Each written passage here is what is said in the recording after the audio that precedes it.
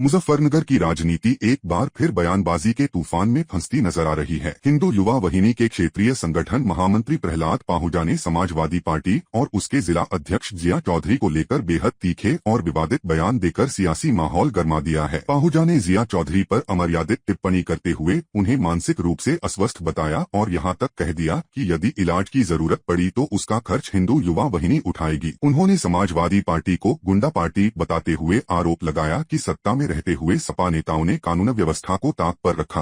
वहीं मुख्यमंत्री योगी आदित्यनाथ के नेतृत्व में सख्ती के बाद सपा नेताओं के बौखलाने की बात कही। इस दौरान प्रहलाद पाहूजा ने पूर्व विधायक संगीत सोम के बयान का खुला समर्थन किया और तलवारों के वितरण से जुड़ी टिप्पणी को भी सही ठहराया। उनके इस आक्रामक रुख के बाद जिले की सियासत और ज्यादा गर्मा गई है। अब सबकी नजर समाजवादी पार्टी की प्रतिक्रिया पर टिकी है। देखिए, ऐसा है कि पहले क्या होता था समाजवादी सरकारों में, ये आप हमसे बेहतर जानते हैं।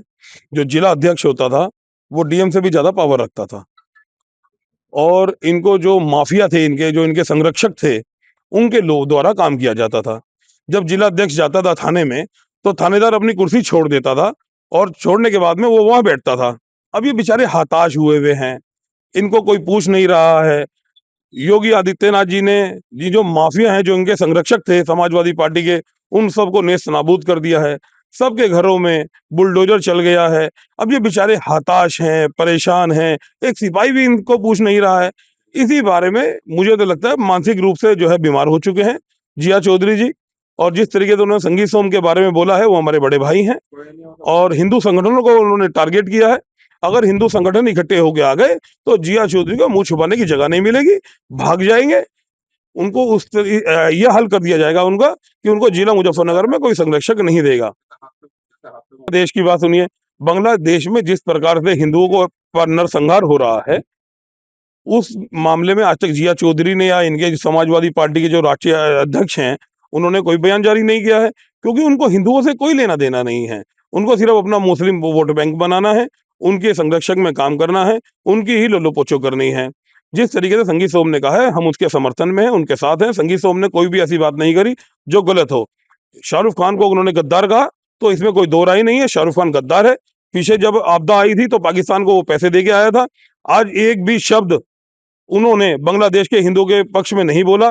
और जब कोई भी जरा सी बात होती है, मुस्लिम के मामले में किसी भी प्रकार के कोई बयान होते हैं, तो ये सब जितने भी लोग हैं, ये सब जो है मीडिया पे बैठ जाते हैं और मुसलमानों के साथ अत्याचार हो रहा है, मुसलमानों पे ये हो रहा है, इस तरीके की बात करते हैं।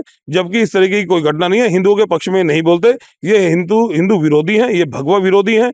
और जिस तरीके से उन्होंने कहा है तलवार बांटने की बात कही है, तलवार बांटी जाएंगी, आगे भी बांटी जाएंगी, हम भी बांटेंगे। कोई रोक सकता है तो रोक ले।